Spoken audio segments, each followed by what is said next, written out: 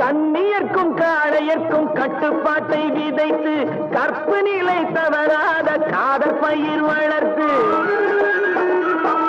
கண்ணியர்க்கும் காளையர்க்கும் கட்டுப்பாட்டை விதைத்து கற்பு நிலை தவறாத காதற் பயிர் வளர்த்து அன்னை தந்தையானவர்க்கு தம் பொறுப்பை விதைத்து பின்வரும் சந்ததியை பேடும் முறை வளர்த்து இருப்பவர்கள் இதயத்திலே